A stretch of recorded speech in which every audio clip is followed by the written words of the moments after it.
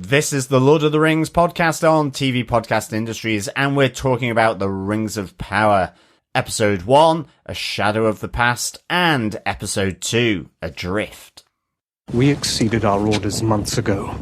Surely we must first return home, to take counsel with the High-king. I promise you there is not a soul amongst our company who yearns for home more than I.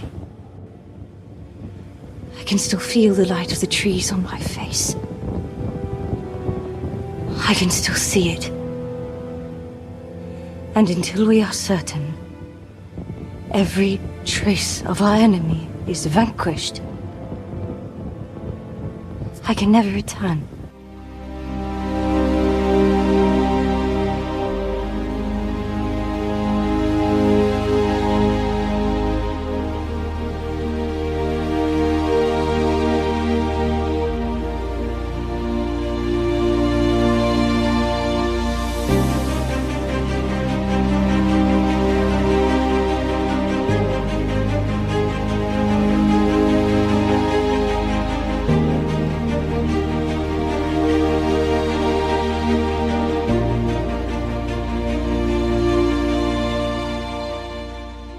Welcome, fellow ringers. This is TV Podcast Industries, and we are talking about the Rings of Power.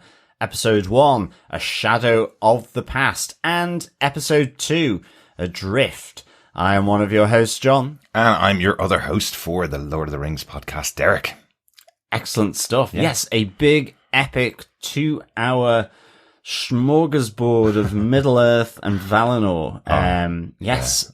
I'm so excited for this show. I've been excited all year thinking about the idea that this amount of money is going to be put behind a TV show of one of the stories that I've loved so much. I've just been so looking forward to this, and wow, what an amount of money you can see on screen. This feels like the Peter Jackson movies brought to TV. Like, that's amazing to me in 2 episodes.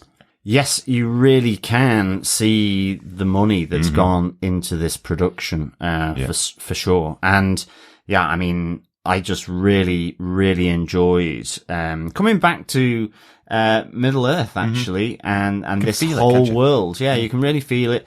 And, I really enjoyed these, opening 2 episodes. They felt epic, sweeping.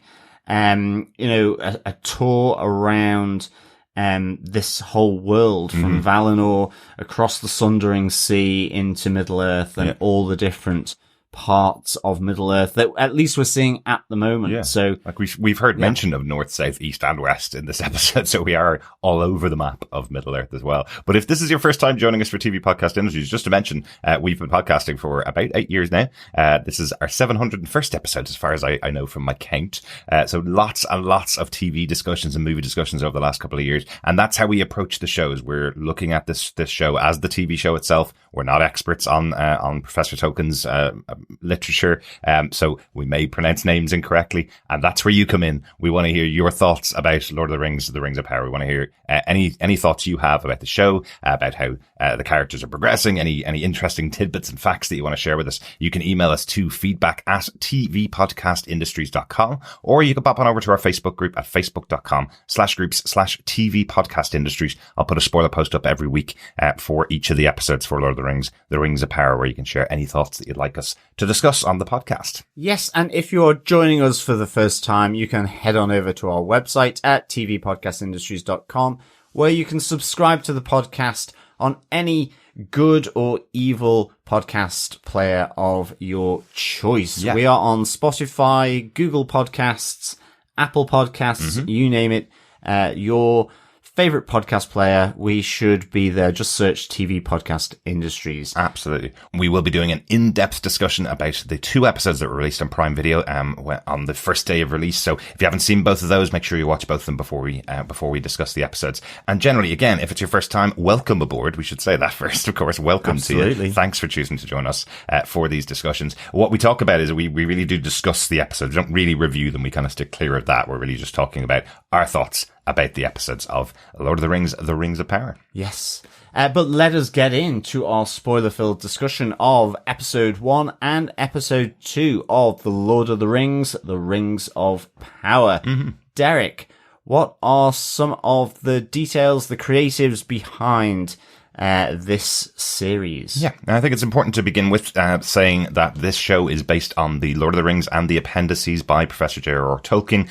There's no specific narrative that they've taken from a book that was specifically written by J.R.R. Tolkien. It is the appendices and notes on characters from this particular age of men, or the particular age of Middle Earth, the Second Age. Yes. So there's no specific narrative that's being lifted. We can't read a specific story and read the start, middle, and end. There is they're taking inspiration from the appendices from J.R.R. Tolkien. The showrunners and executive producers for this show are J.D. Payne and Patrick McKay. They wrote the first episode of the series as well. They've been writing together for nearly 25 years. They've done a lot of big projects, but probably nothing particularly well known. They're not massively well known writers, but they are steeped in this and have worked together for a very, very long time. Excellent stuff. The first and second episode of this show is directed by J.A. Bayona, who's directed some great films, including Orphanage, which is a great horror film. He also did the brilliant disaster movie The Impossible, which starred Naomi Watts, Tom Holland, and Ewan McGregor. I highly recommend that. That's a really, really emotional family journey. Yes. Excellently directed by J.A. Bayona. We know him here on TV Podcast Industries because he directed the first two episodes of the excellent Penny Dreadful, which we covered here on TV Podcast Industries when we were doing our review ahead of the launch of Penny Dreadful City of Angels. Yes, really love his style. Great directing chops.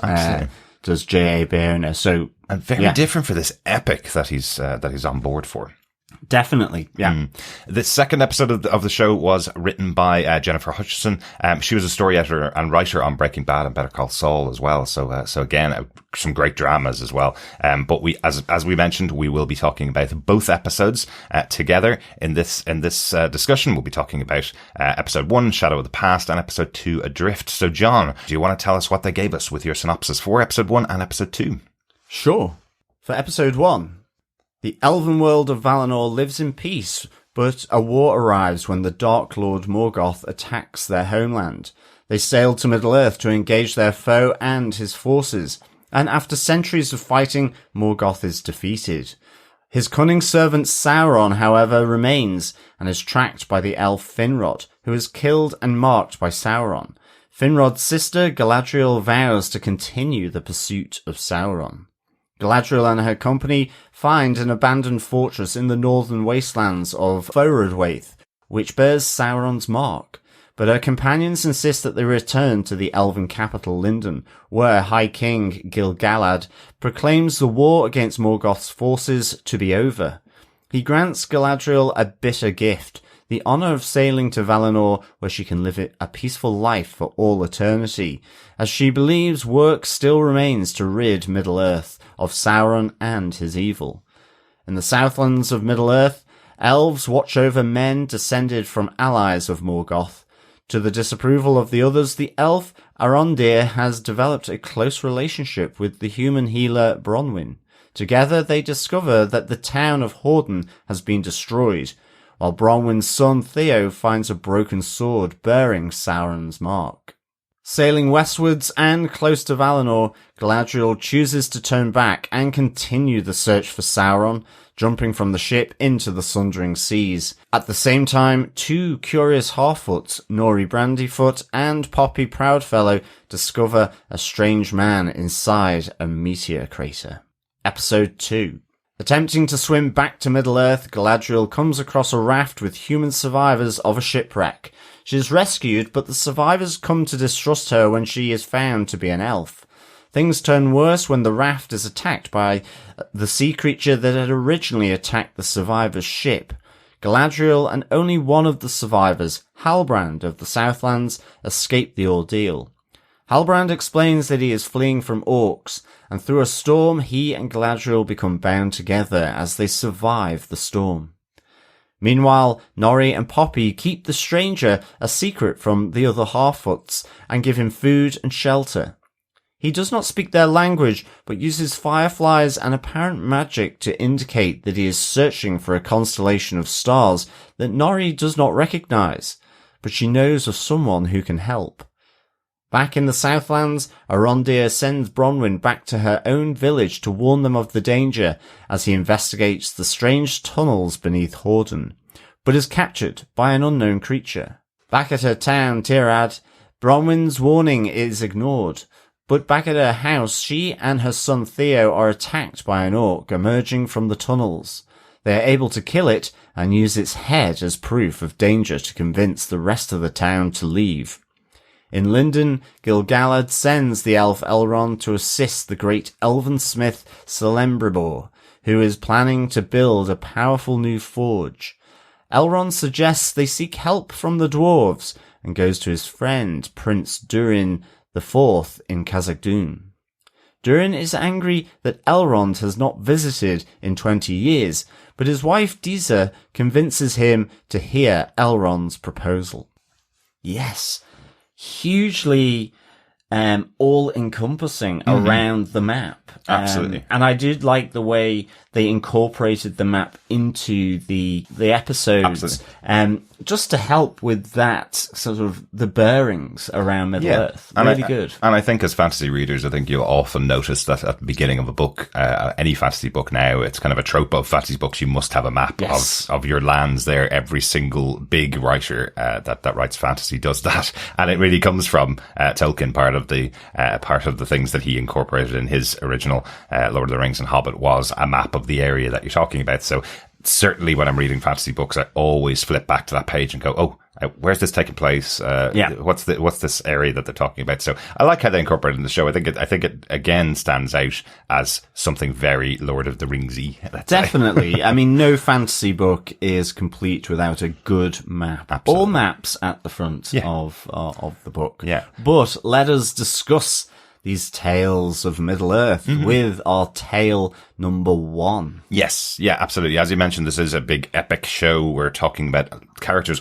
everywhere, some that don't interact at all. So the way we're going to cover it is we'll talk about, I suppose, the 4 main tales that are told here, and we'll talk about what happens across both episodes. Yes. Yeah, I think that's the best way to do it. So tale 1 is Galadriel and the elves. Yeah. And I mean, just first off, the opening of episode 1, before the opening title, The Rings of Power is, I mean, for me is just simply amazing. It really felt, like it retained the opening of The Fellowship of the Ring by Peter Jackson to me. Yeah. There was intimacy in it and then became epic, really, really good. And I just really enjoyed it, just kind of gobsmacked and blown away by it. Yeah. And I also like that you started with the innocence of the elves. You start with Galadriel building a boat with the other kids that are around. I like that there was a bit of that innocent start, which is similar to what you saw in Hobbit in the beginning of the Fellowship of the Ring. They aren't starting off with a massive battle, but they go into it very quickly. Yes. It's that notion that Valinor is this utopia, this peaceful haven, where there is light and good. So that is then contrasted with the attack on their main city of Valinor and their 2 huge trees that they protect and are their source of light by the Dark Lord Morgoth, who infects the tree. And this causes and begins a centuries old epic war against Morgoth between his forces and the Elven forces. But over in Middle Earth, where it seems Morgoth reigns. So that was kind of interesting. The Sundering Sea is almost like that wall, that barrier between good and evil. So really enjoyed this, but just it extracts its toll on the Elven race, but also on Middle Earth, which is effectively consumed by the war and is, pretty much changed forever with the destruction and death that comes with this war. Yeah, I really like that line from Galadriel where she's saying, we never had an Elvish word for death, but after the centuries war, we learned many words for death. I thought that was a really good indication of how much this has changed their society. Again, this becomes the quest of Galadriel.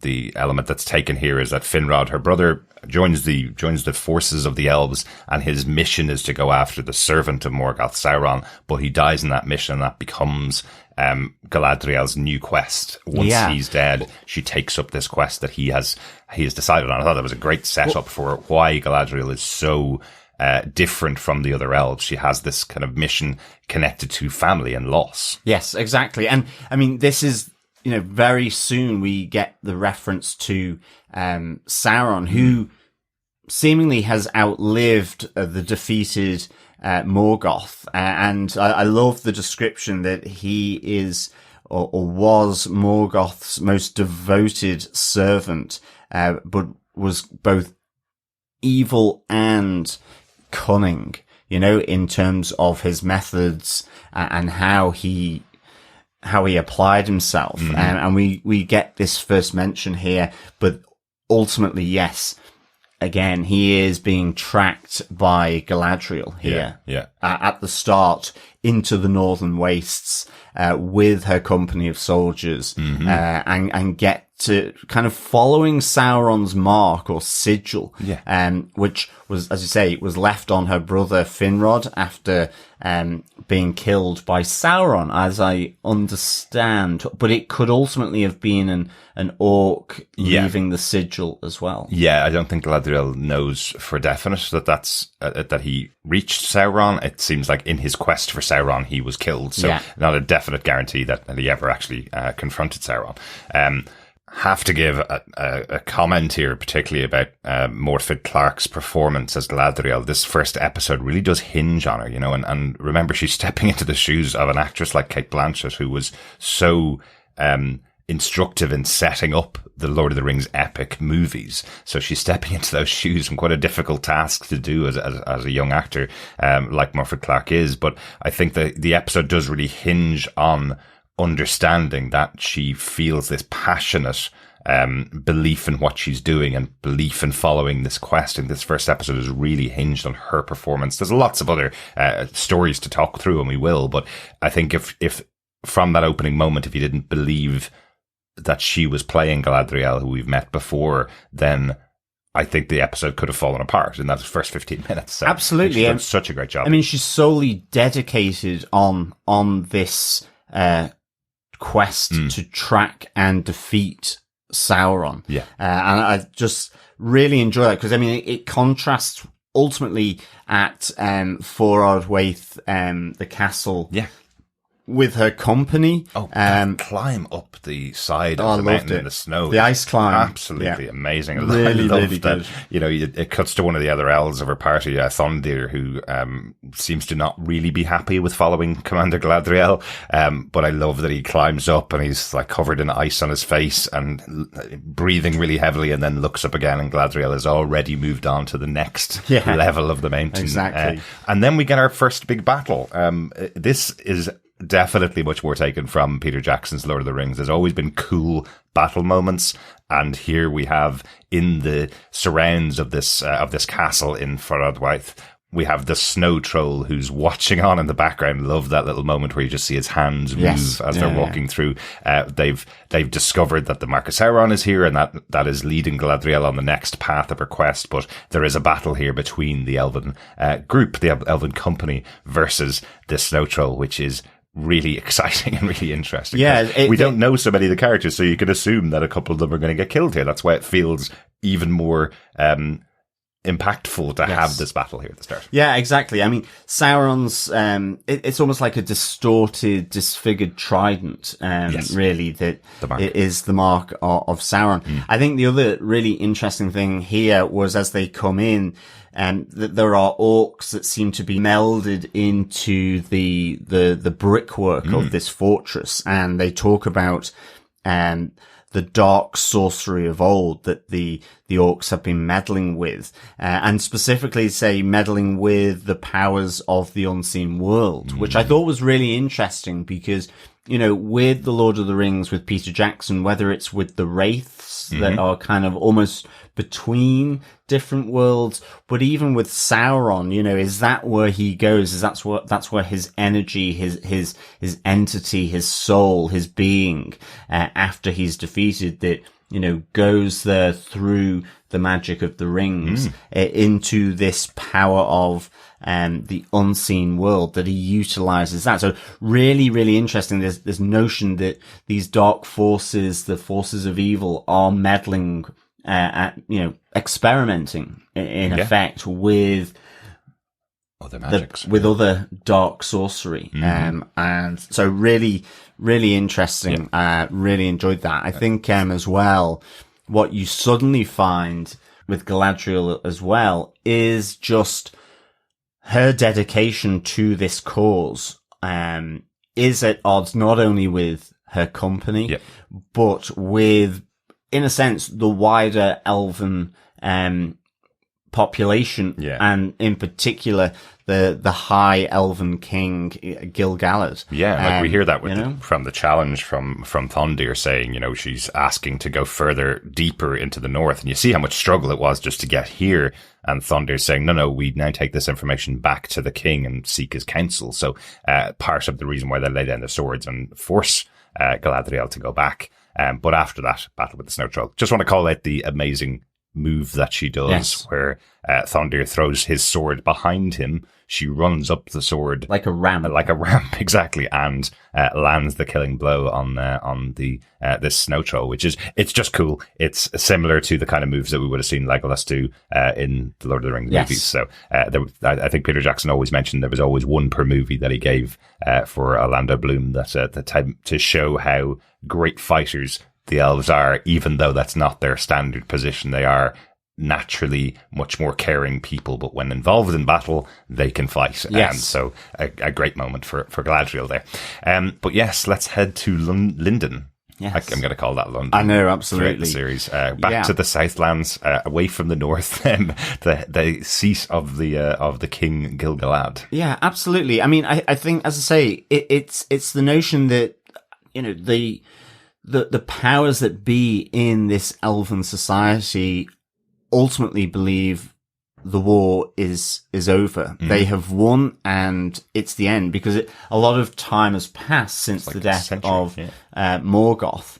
And so, a lot of time has passed, and it is, you know, this notion that she's at odds with the powers, in the elven society. And I think what's really interesting here is just that she, you know, we find her friendship with Elrond as well. But that, you know, whilst Gil-galad is ticked off that she's still pursuing this, he has decided to reward her.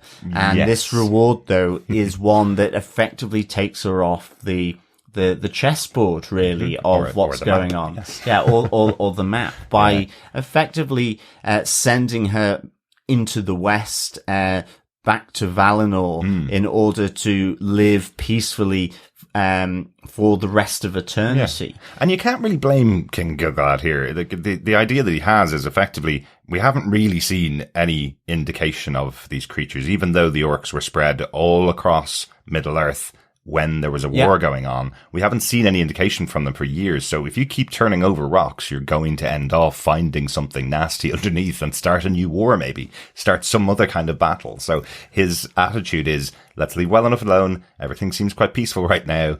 Send you off as reward, maybe punishment. But another great touch I like in here is Elrond has the discussion with Galadriel beforehand, has a whole conversation with her and says, maybe wait until after you've heard what King Gil-galad wants to say to you, and then you can make your decision as to what your next mission will be. And then you see that he's following along because he's written the speech, so he knows exactly what King Gil-galad is going to say to Galadriel. And there is absolutely a moment in her eyes where the anger rises within her, knowing this is not a reward. This is a he's very unhappy that she's going against his orders and sending her away. Yes, absolutely. So, I mean, that's almost like a betrayal of Elrond in a sense, you know. A little bit, yes. In that sense, it's certainly at odds with what he should know as Galadriel's friend. So it's kind of an interesting little sort of element here to Elrond being very, you know, very political as well. And I just thought, that bitterness of what was being proposed was really, really good. And then we see them effectively, her and her company, so her soldiers that joined her have also been given this gift, effectively going on probably what would be the most uncomfortable sea voyage to Valinor ever. Yes. Casting their armor and standing upright for most of it.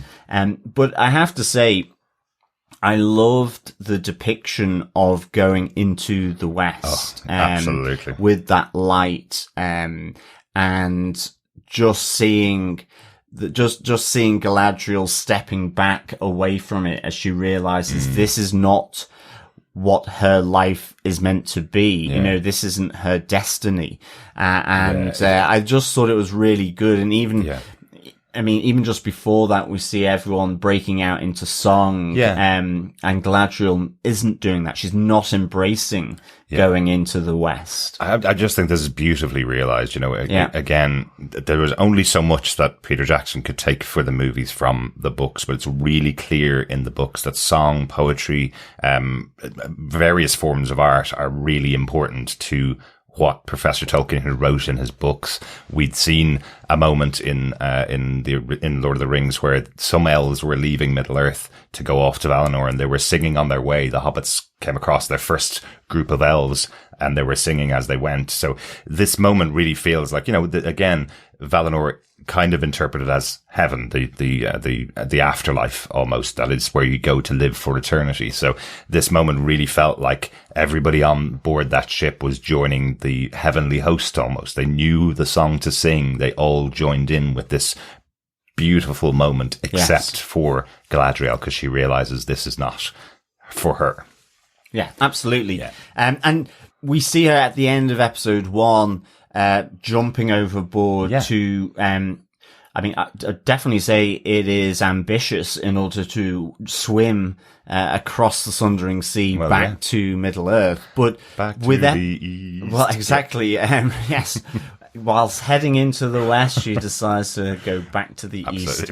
But I, you know, episode 2 really is about her making her way back to Middle Earth and effectively meeting a new companion that has tales of orcs. I think there's two elements. You have Halbrand, who is from the race of men, and we see that there is a common cause between them to some extent. He is fleeing from attacks by orcs from the Southlands.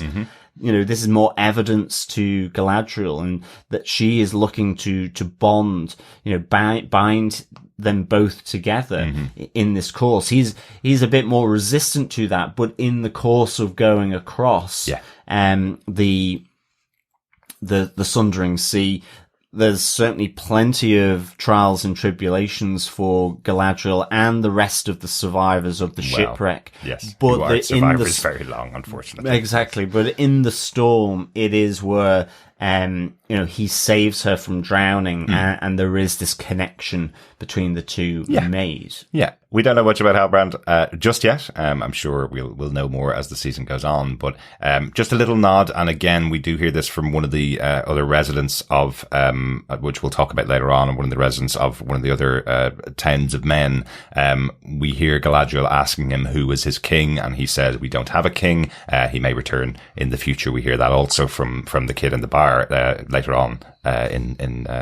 Which we'll discuss, but we believe that's kind of a reference to the history of men, that they don't have one king until the return of the king, which is Aragorn later on in the tale of Lord of the Rings. So an interesting one, that Galadriel's trying to pose some kind of alliance with Halbrand, but realizes there's some differences there. But we'll see more. As the search goes on. And the other aspect is Halbrand seems to have some kind of pouch with a crest on it around his neck, which he's certainly like a clam has closed up around that. He kind of tucks it back into underneath his shirt. So again, little bit of intrigue there around who Halbrand is and what's around his neck, what's he keeping close to him, after his escape from the orcs. Yes, so, but it sounds like we're going to see a bit of that because Galadriel was very insistent that he takes her to his homeland and then takes her on to the Southlands where there's been this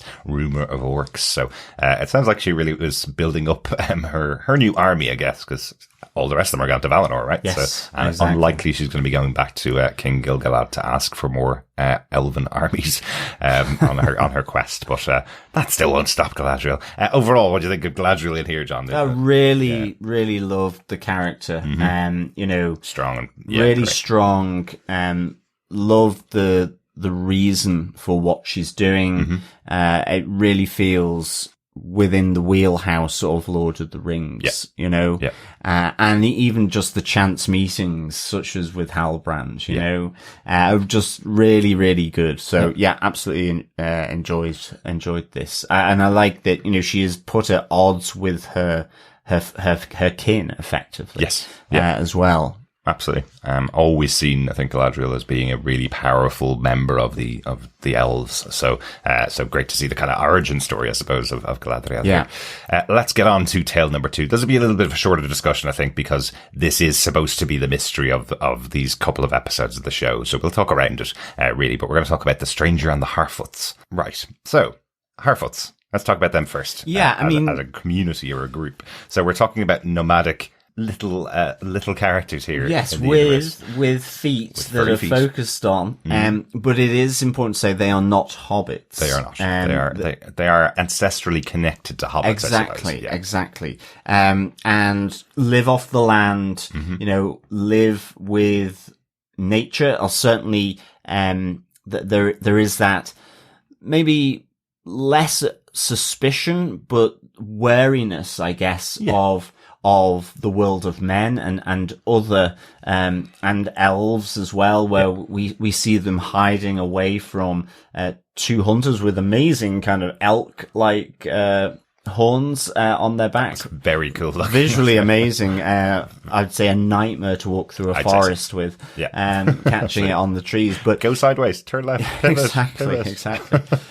But, so that you can see this is, because this whole thing is set in the Second Age. It's about 1,000 years before Fellowship and the events of that age. So it is, it's a nod to, I guess, the history, the evolution of this world as well. But we come across the Brandyfoot family, and in particular the young daughter, Nori, who has this, like Frodo, there's the Harfoots seem to be quite insular, wary of the outside world, she has an intrigue for the wider world, little like adventure, Frodo. Adventures, and in fact, it's even her mother says to her, "This is how they stay alive. Everybody is self-sustaining in this group. If they work together and stay together, that's how they stay alive in the world. If they're ever found out by the world of men,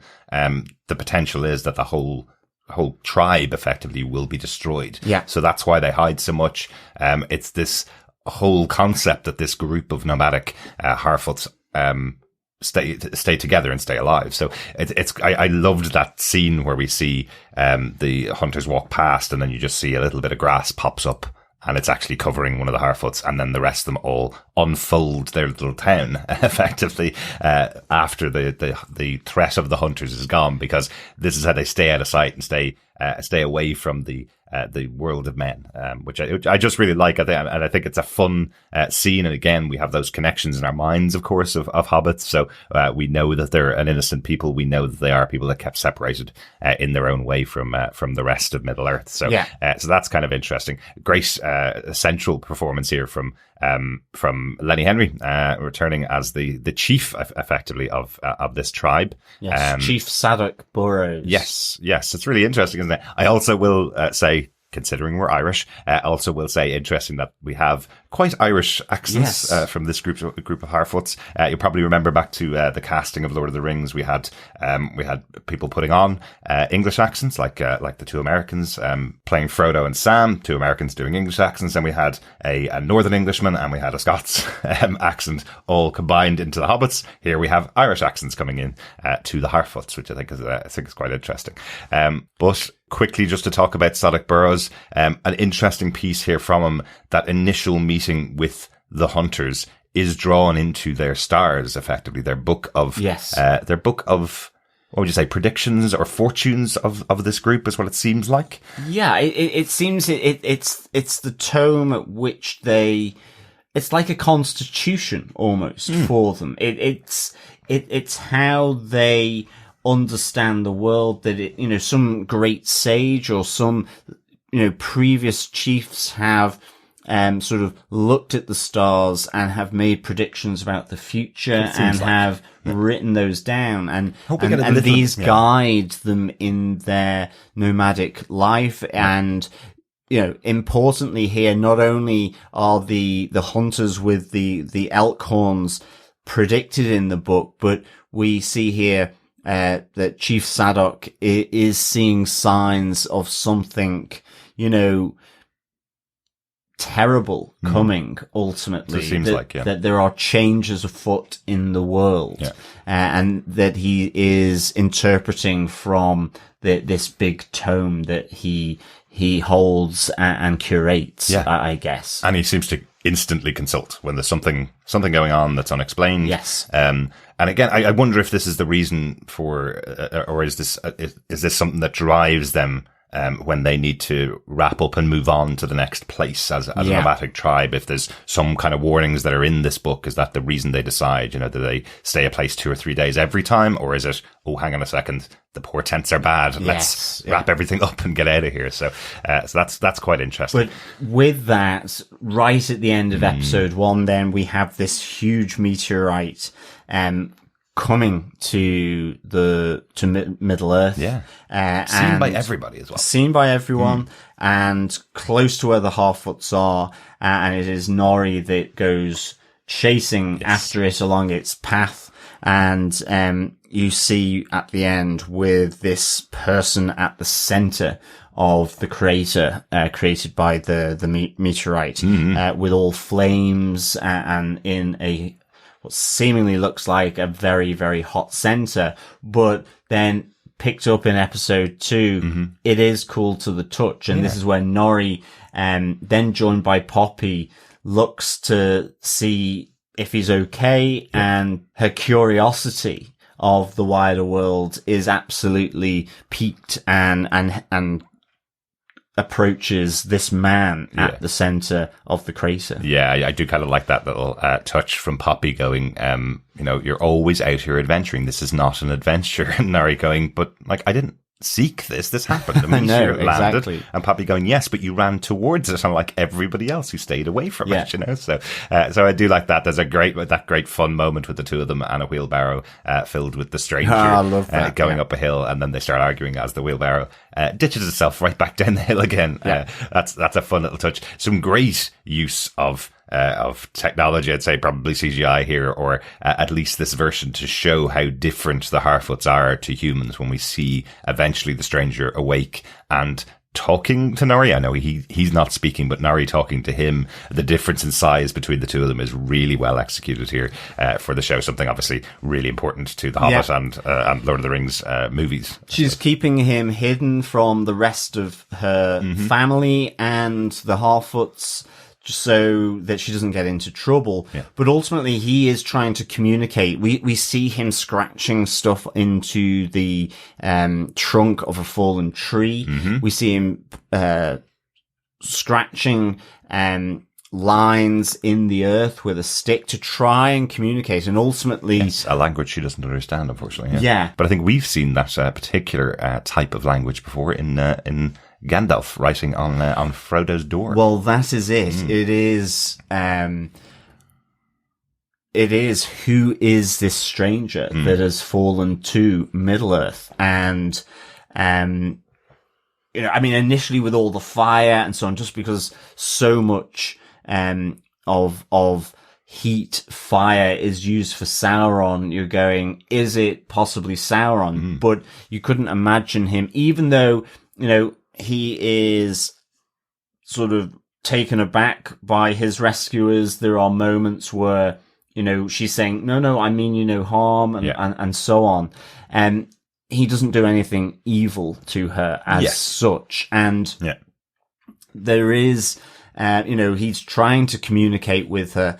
We see that he, talked about these markings that he's producing in, to try and communicate with her, but in the end uses fireflies that the Harfoots use as lanterns. Love that. Really good to use them as ultimately points of light in the sky to show this constellation of stars that he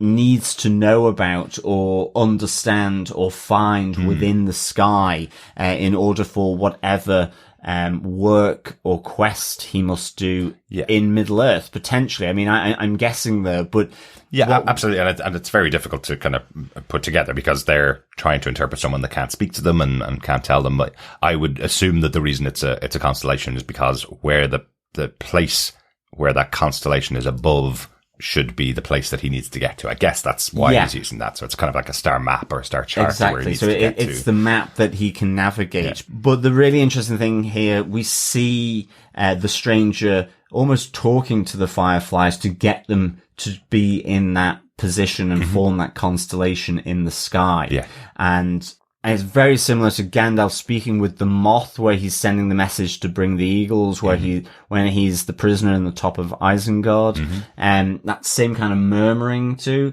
the fireflies, and they do the bidding. But interestingly, it's almost a little bit of a dark note because all the fireflies ultimately die after doing this. And you see the expression on Poppy's face, and it's kind of just, it's a dark edge that's tinged around this stranger, or at least the perception of the Harfoots or Poppy in particular of this stranger. So I thought that was an interesting choice, and I just wonder, it is the lack of communication, because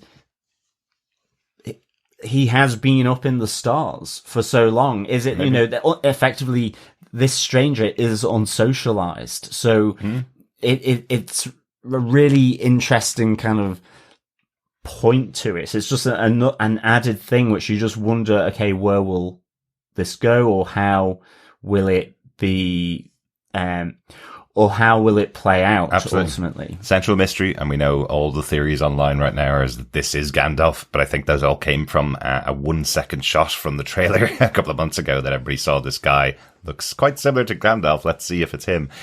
There's a couple of reasons why it couldn't be from the books themselves, but it's entirely possible it is. The story of Gandalf himself is quite a lot later than this story. He's not supposed to have visited until about the Third Age, which is after the Second Age, obviously.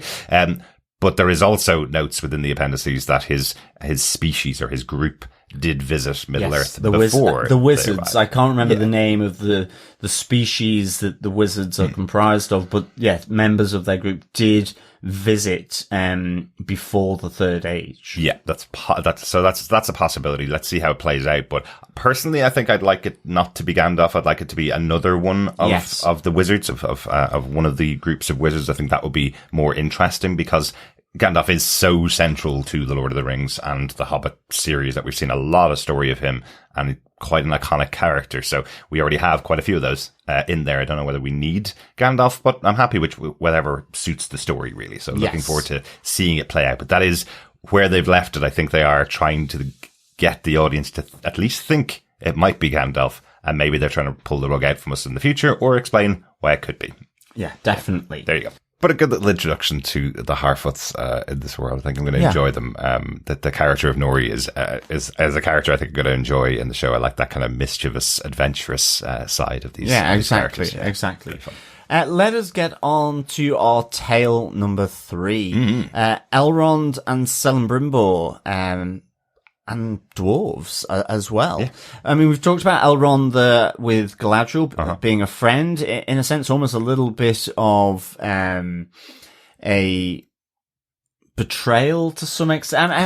Betrayal's too strong a word, but he is, we've mentioned that, but here, with everything going on in Middle Earth, and now with the formal end of the war, that has lasted, there is this whole notion there of within Middle Earth, and we saw this in the Lord of the Rings, and in the books, the distrust of elves by men, both on the shipwreck. We also see that with Arondir as well, which we'll come to in our next tale. There is the suspicion that we know from The Hobbit between dwarves and elves, and it's all distrust in Middle Earth. And with that, it's almost as though Gil-galad is trying to then sort of secure the peace now, in a sense, and he has this job for Elrond to do, to go to the great elven smith Celebrimbor to build, who is looking to build a forge of the like which has never been seen on Earth, in terms of what it can create, the powerful artifacts, items that can be created within this forge. Yeah, and it's almost like that is Elrond's reward from King Gil-galad.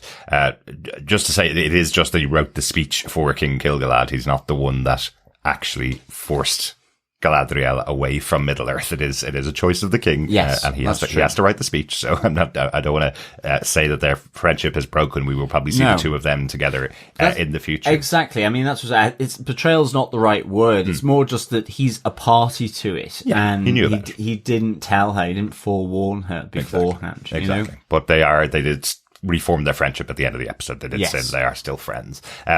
Speaking of friends, though, we do have Elrond reaching out to another friend, because this kind of quest he's been sent on by the king to deal with Celebrimbor comes with no additional army or no additional workers. Celebrimbor is saying this is a massive job that needs to be taken, and we don't have anybody other than me and you, effectively. So Elrond reaches out to his dwarfish friend, Prince Durin of Khazad-dûm. Yes. This I absolutely loved. This dwarven city was amazing, fabulous.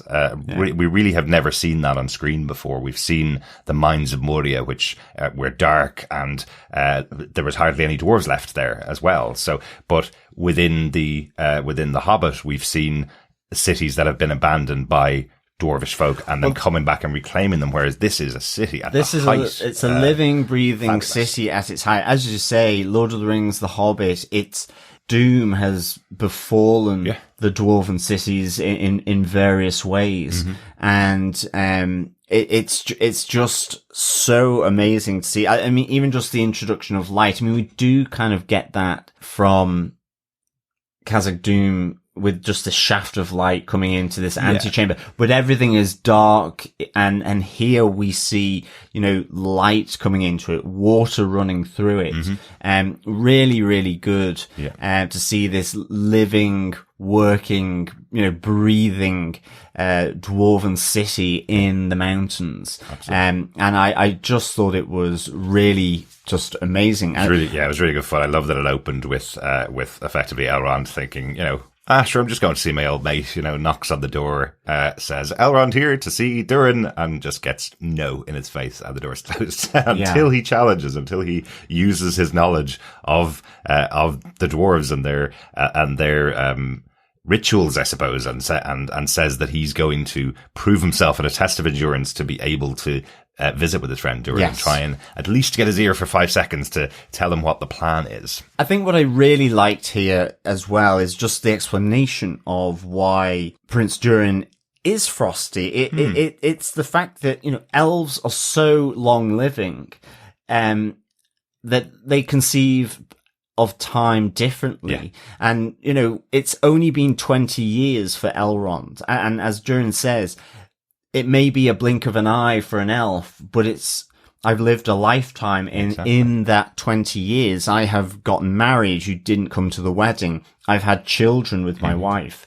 And that's the reason, he's angry. He's upset because his friend hasn't attended those moments in his life. So really, really good. And I think with the other side of it is we see dwarvish women here. There's reference to that in The Hobbit about the beauty of dwarven women. And I thought Disa, Durin's wife, was just fantastic. I really loved her. Yeah. Just, she isn't being stubborn like her husband is. Yes. She's trying to facilitate them mending their ways. None of it was intentional. And again, I just really enjoyed her. And she seems to know Elrond as well. She seems to have had a friendship with him in some way in the past, or at least known of Elrond, but she's willing to open up her home to him. I think these moments here are actually some of my favorite written moments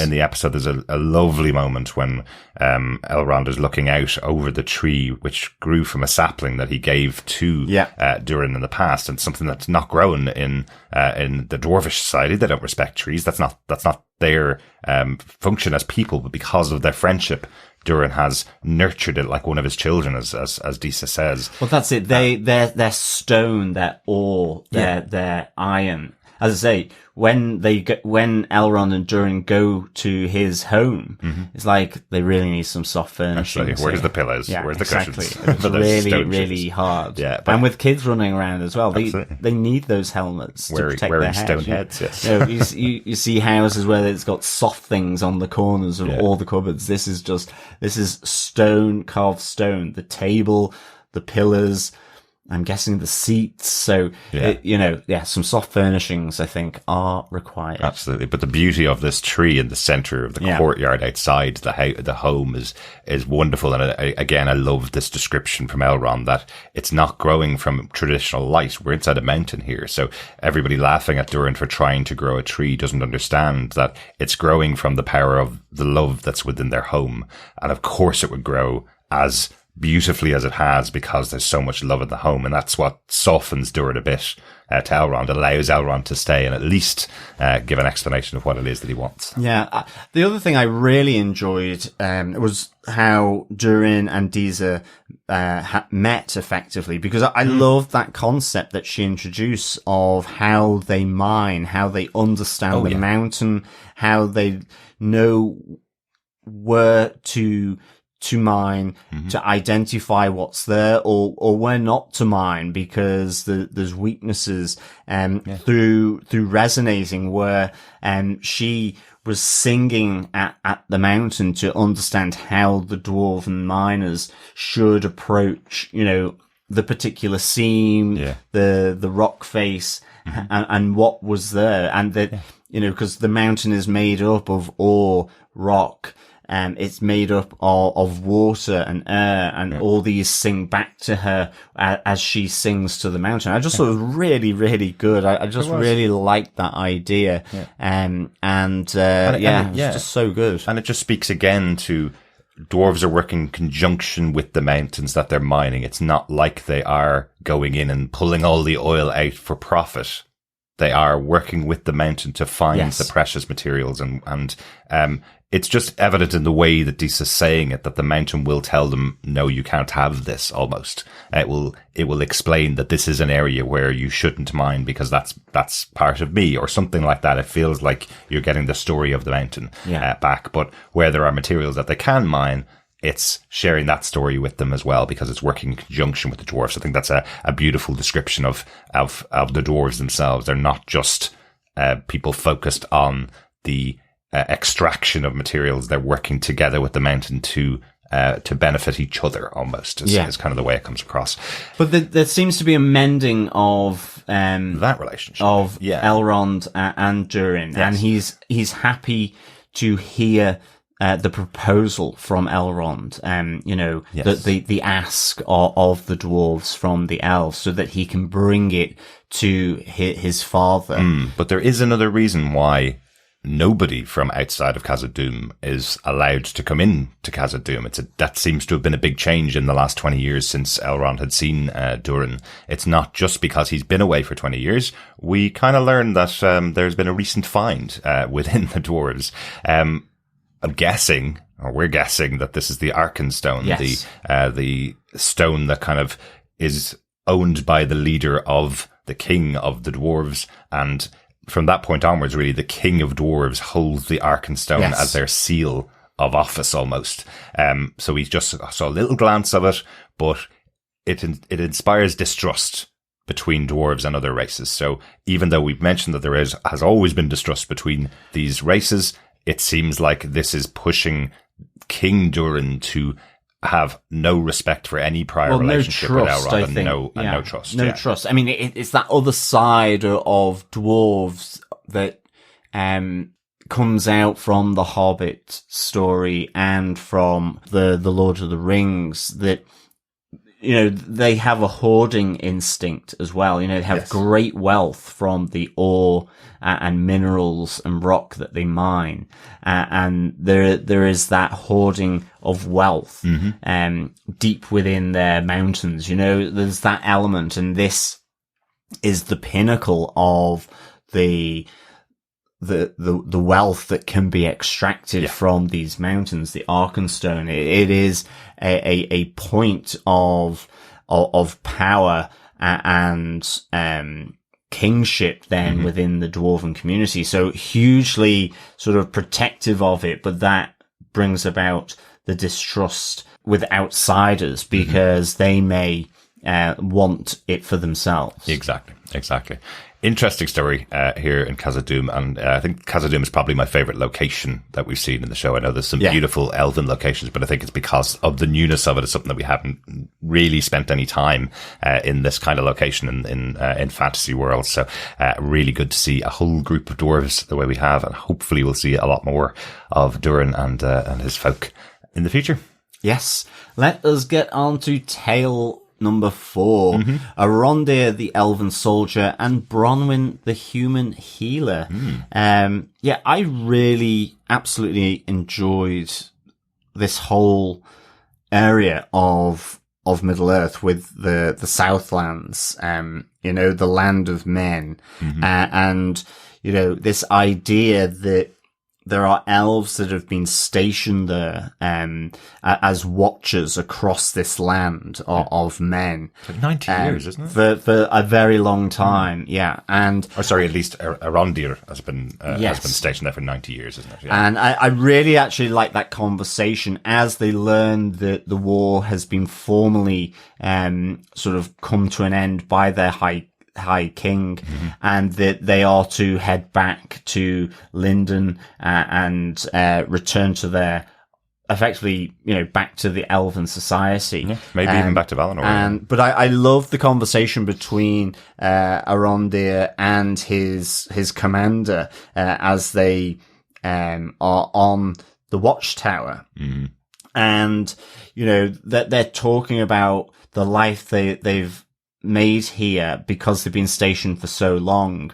And in some ways, Arondir is a little reluctant almost to leave because of his affection towards Bronwyn. But I love how the commander just says, you know, he kind of corrects Arondir to say that, you know, we stood watch here not because of who they once fought for or allied with Morgoth, but because of the people they still are, in that they could realign with them. There's this resentment towards the elves that we see in Bronwyn's village. Not all of them, but you know, most of them. They're suspicious. That it's almost like an occupying force, I guess, might be their view. Well, absolutely. They have their own issues, their own things they're dealing with, and it feels like Arondir and the other soldier are coming into town to ask them what the issues are so they can investigate them, even though they have their own town council, they have their own people who have already done that investigation.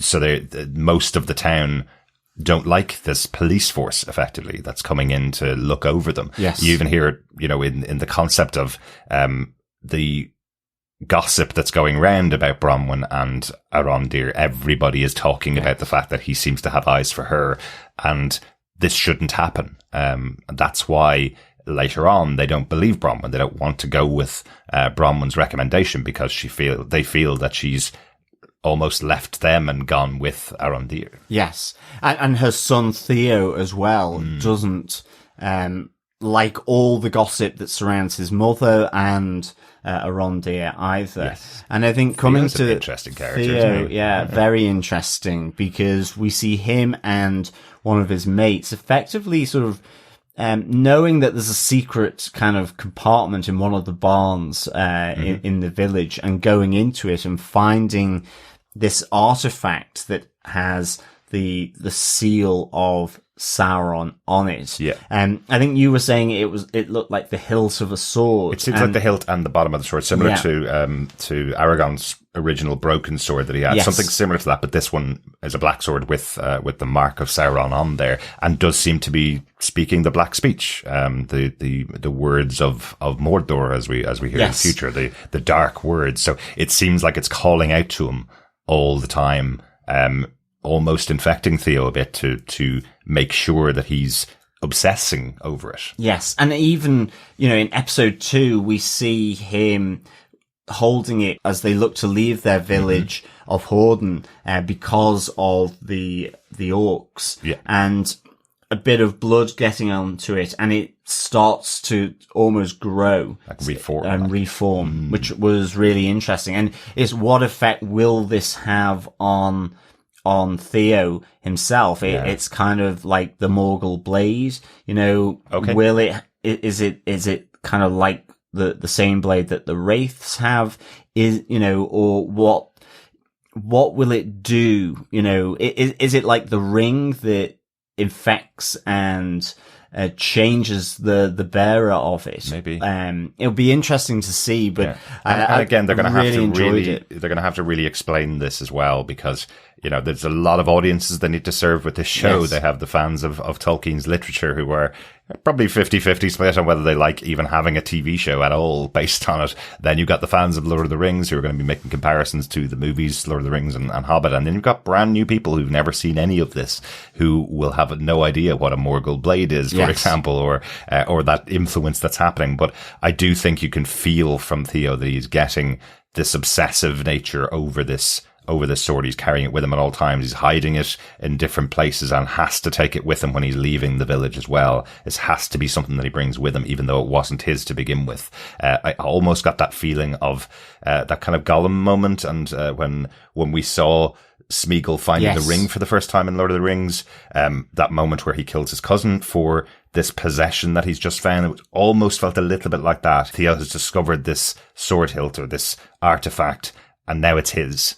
And now he's hiding it, and now he must take it with him wherever he goes, is what it seems like to begin with. So that'll be really interesting. But let's talk quickly about Bronwyn and Arondir going to this other town, Horden. This is Bronwyn's former hometown, where she's originally from. Yes. Yeah, I mean, they're both out in that direction because they have come across a mysterious sickness that has affected livestock, where effectively the milk is black. Pretty gross, actually. And pretty viscous as well. Although maybe it's coffee. It could be. And they're skipping the, exactly. for people that don't like milk in their coffee. An espresso. And they go to investigate and find, the village, the hometown of Bronwyn, Horden, destroyed. Nobody is around, and these series of tunnels, underneath one of the homes there. So and Bronwyn knows the people that used to live there. The whole town is emptied. Just hear the little thing that the little moment where Arondir kind of puts his foot in their relationship and kind of ruins it, where he goes, they're on their way to Horden, and he says, "Oh, Horden's quite well known as a place that was very supportive of Morgoth." And instantly Bronwyn's demeanor changes, going, "Well, that's my hometown. What are you saying about us?" Yes, exactly. Not a good thing. But I really like their relationship. You know, it's frowned upon by wider society. Certainly here in the Southlands. I suspect as well with elven folk, it would be absolutely. As well. It's a real nice little nod to Aragorn and Arwen, you know, from Lord of the Rings. Yeah. And it does feel similar, yeah. And there is that moment when the elf says there's only really been 2 relationships between men and elves that have worked in the past. So almost a precedent, but only 2 in all of history. Absolutely. But it's also very unspoken.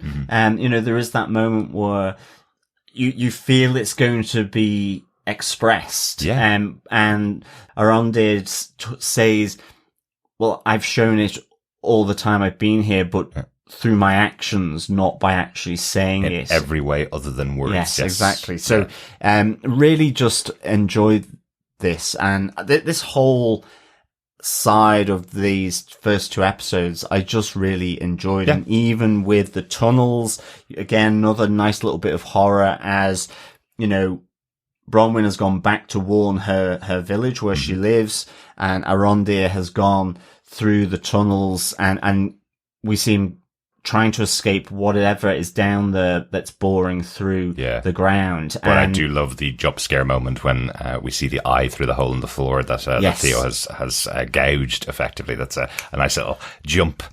You know, so Arondir is effectively captured in some way, or, you know, is saved by the roots, or is he captured by the roots? No, it's hands that cut, isn't it, that come through from that, but it may have been saved. So not entirely sure, but something has happened to Arondir. But we see the orcs then beginning to come into the village where Bronwyn lives, but into her home, and we have Theo hiding away, and Bronwyn having to hide away as well as the orc comes back in. But it's a great little fight, you know. Again, it's really good. The orcs are very resilient to serrated large knives going through them, and daggers, attempted hangings as well from Theo. Absolutely. Really, it was just a really good fight, and I like the movements of this, because a lot of times fights in TV shows and movies can feel like a dance where they're moving back and forth. But I like the kind of roughness of this, where Bronwyn stabs him and he gets the thing she stabbed him with gets caught on the stairs. You know, that kind of stuff, where it feels like in that moment, it feels like they're trying everything they possibly can against a very formidable It's creature. the difference of fighting where it's an elven soldier and someone who, you know, is a healer effectively. Yeah. So it's a fight for their life. Exactly. It's not a professional soldier and so on. It's both Bronwyn and Theo trying to survive. And so they're just using everything they can.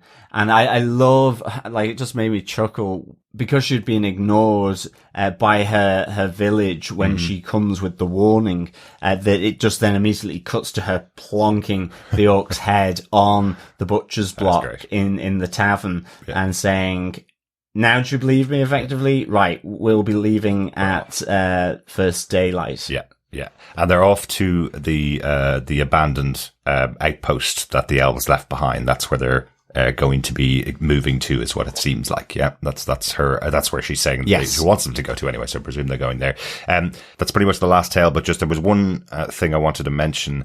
Another member of the town says to Theo about where his father's gone. You still don't know, do you? It sounded a little bit like he was just saying it because if your mother's more interested in elves, of course your father left, is what it felt like. Yes. But it could also be a nod to something else coming in the future if potentially his father was more of a supporter of Morgoth and of Sauron, then maybe he's part of the army or something yes. like that. That might lead to another story, but just wanted to mention it there. Yeah, absolutely. So, that is our fourth and final tale. Any notes from this? I mean, the only note I've got is we didn't really mention it around the forge, but this forge that Celebrimbor is looking to build with the help of Elrond, is most likely the most powerful that's ever been seen. Yeah. Is ultimately what is going to create the rings of power yes. that are the title of the show. Yes, that are given to men, dwarves, and elves, and also I wondered whether it was also the forge that would create, various blades, that may have an impact later, down the line as well. Yes, potentially it can forge anything, at all, but it feels like that's where the rings of power at least are going to be forged. So, that'll be really interesting. Yeah, a good point there to call out. The only other thing that I think we should have a quick chat about is probably quite a big thing because it was quite exciting to hear. We have Howard Shore creating the new theme for Lord of the Rings of Power. Howard Shore, probably most prominently known from his work on the Lord of the Rings trilogy and the Hobbit trilogy. He's been touring the world for years with the music that he created for those, and really good that they brought him back here to do this brand new theme that we hear in episode 2. What do you think of the theme, John? I loved it. I loved the visual with the sand sort of dancing around into different patterns. And with the dark sand coming in for, the evil that is in this world. So I really liked it. Yeah. And I also really liked, the rest of the music here, which is being done by, Bear McCreary. Absolutely. Yeah. Bear McCreary, well known for his work on Walking Dead, Agents of S.H.I.E.L.D., Battlestar Galactica, great, composer for TV, soundtracks, but just beautiful to hear a new pice of Howard Shore music within this Lord of the Rings pantheon, I suppose. Look at me using highfalutin words there. But it feels of a part, like it feels similar to the type of music that Howard Shore has produced in the past, which just grounds you into this universe again. And exactly. At least the live action version of these Given stories. how important the music was to Peter Jackson's Lord of the Rings, the music here has a lot to live up to. Yes, and it's great that Howard Shore has come on board to do the new theme for the show. And, that there is someone of the quality of Bear McCreary, doing the music for each episode, so I really enjoyed that, as well. Yes. I think the other aspect, just a nod to the Silmarillion, is that Celebrimbor speaks of his works, but also, and how obsessive Morgoth was over the Silmarils, which were jewels created by another elvish smith, that used the essence of those trees of light in Valinor. And I've never read the Silmarillion, but I just thought that was a nice little nod. Yeah, this is something that would probably be in the appendices, but they don't have the story of Silmarillion. They don't have the rights to that. The 250 million that they spent on the rights was only Lord of the Rings and the appendices. So I suppose in order to form some kind of idea of who Morgoth is, that piece of the appendices is able to be brought in here just to give you a little connection, but we won't be seeing any of the story of the Silmarillion. But interesting to have it pulled out in the episode, though. I think that's our notes and tales for the episode, John. Yes, I think so. Derek, what did you think of these first 2 episodes? I'm all in. I really enjoyed this as an opener for The Rings of Power. The world of Tolkien is very different to most other fantasies, and it does kind of land on do you enjoy the characters and spending time with them and their visions of the world, their views on the world are very different to the kind of other fantasy shows that we've followed. There's always quests and there's always a bit of excitement going on, but those moments of pause when you get to spend time with the Harfoots, for example, or when you get to see what dwarves are like in their day-to-day lives, those moments were really the making of these first 2 episodes for me. I really enjoyed those.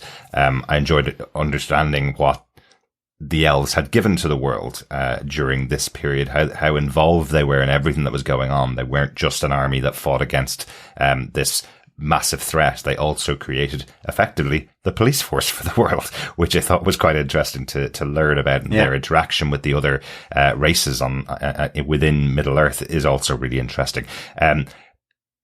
There's a lot more to the story to go in the 6 episodes in the series, which is really exciting. I loved how it started. I know they have to also appease people that are looking for the standard fantasy fights and excitement that you expect to get from a fantasy show as well. And I think they did a good job on both of those elements to kick this off. The amount of money that you can feel in here. I remember going to the cinema to watch the Lord of the Rings movies and being completely blown away by the look of those movies.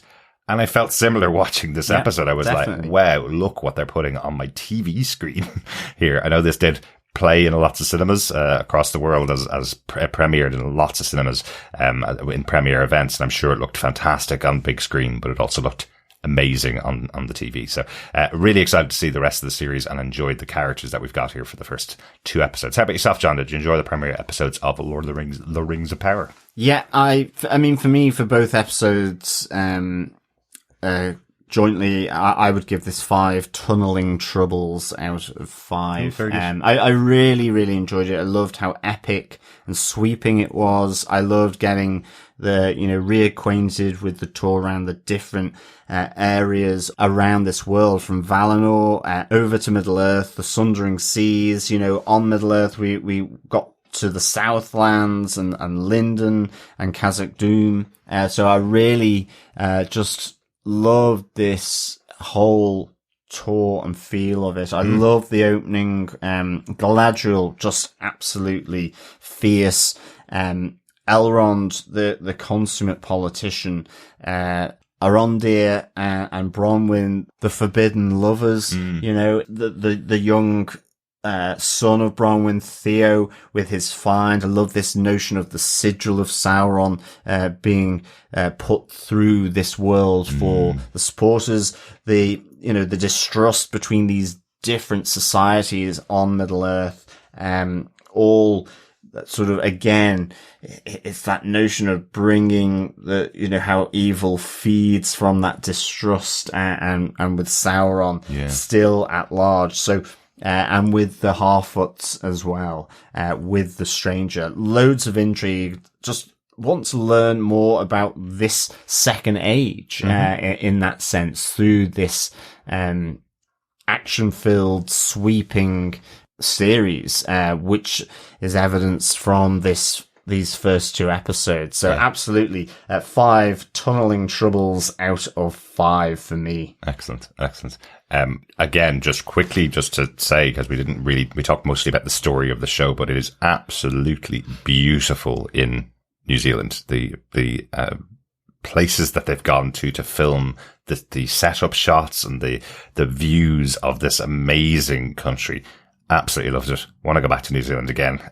After watching this once again, I know production for the second season has moved to the UK, so hopefully they've taken years and years worth of establishing shots that they can use for the show in the future. There's lots of beauty in the UK as well, of course, but it's not quite as tall mountains, I guess. Not quite as tall, but it'll be interesting to see if we notice the change in the future. But I just thought there was some establishing shots that were within the show that were absolutely gorgeous and amazing on the 4K TV. Yeah, and it is world building still. It's in that moment. It's story building, it's world building with very familiar protagonists in there from The Lord of the Rings and The Hobbit. So really just very much enjoyed this look back to Middle Earth and that world. Thank you so much for joining us for this episode, our first coverage of The Lord of the Rings of Power. We'll obviously be covering the rest of the season on TV Podcast Industries here. Make sure you subscribe to the podcast at tvpodcastindustries.com, where you'll find locations to subscribe to us wherever you listen to your podcast. If you want to support the podcast, you can also go over to patreon.com/TV Podcast Industries, where you can support us for an ongoing monthly amount, which goes towards producing all of the podcasts that we do here on TV Podcast Industries. Or if you want to give a donation towards us, you can also support us through Buy Me a Coffee, which is buymeacoffee.com/TVPI for any one-off amount, which helps support the podcast too. Absolutely. And of course, you can also support us by subscribing to the podcast and sharing the podcast to friends, family, and I guess trolls even. Because sharing the podcast is, of course, sharing the love. Yes, we can turn those trolls around. Exactly. Yes. Another way is to provide feedback as well. Your theories, comments, thoughts on anything to do with the Rings of Power. We have gotten a little piece of feedback through over on our Facebook group. You can join the group by heading on over to facebook.com/groups/TV Podcast Industries, where we put up a spoiler post for the episodes of all the shows that we cover. And we'll do the same here for the Rings of Power. But first up, we got feedback from Will Madgwick, who says, I really enjoyed the episodes overall. I did think they were a bit slow, but I'm sure it will get better as the series goes along. Now the world and characters have been well set up. I also thought they jumped between characters a bit too much for me, which made it feel a bit jarring occasionally. As you'd expect, the cinematography was amazing and some great acting performances already, especially from Morfydd Clark, who I'm really looking forward to seeing more of as Galadriel. I won't bore you with some of my issues with the lore. Harfoot's called Brandyfoot? ?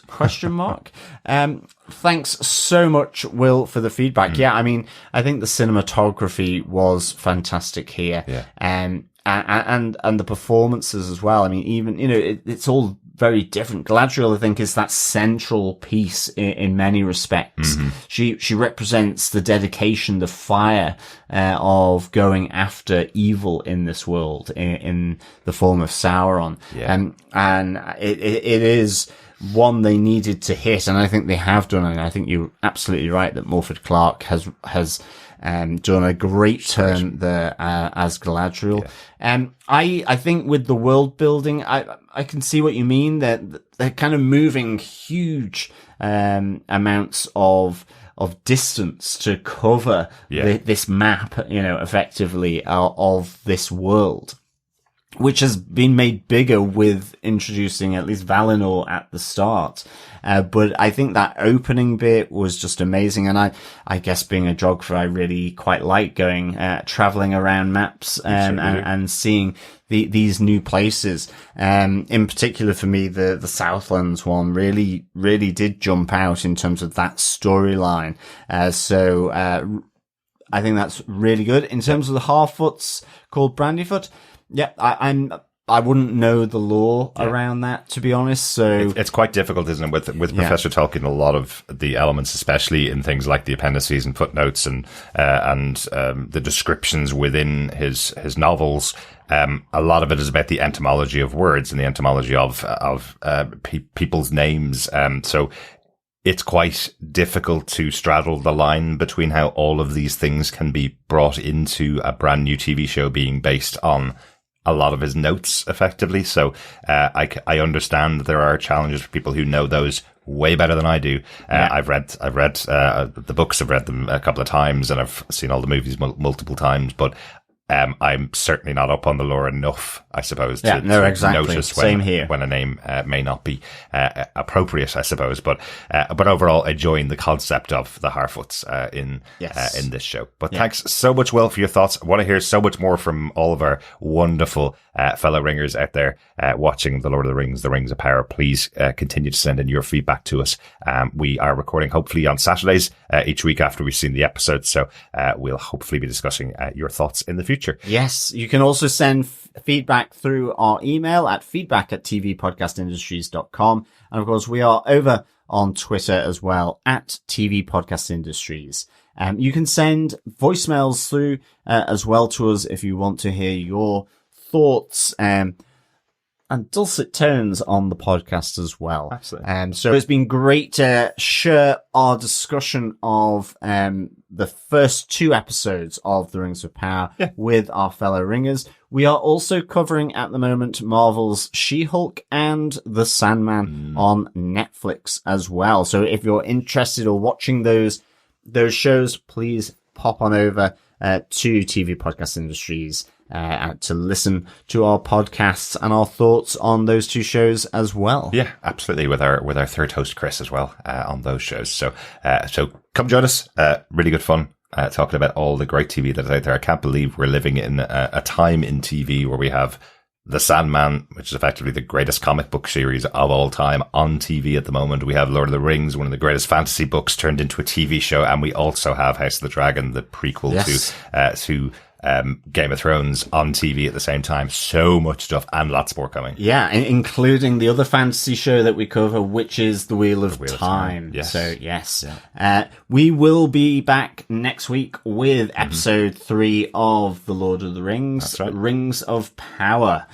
But until then, fellow ringers, thank you so much for joining us. It is a pleasure chit-chatting all things Lord of the Rings with you. Thank you. Thanks, John. Excellent. Oh, you meant with our listeners. Yes, and you as well. Thank you very much. Yes, always great to be here. Thanks so much. Talk to you again next time. Yeah, and remember, fellow ringers, keep watching, keep listening, and keep sailing westwards. Bye. Bye.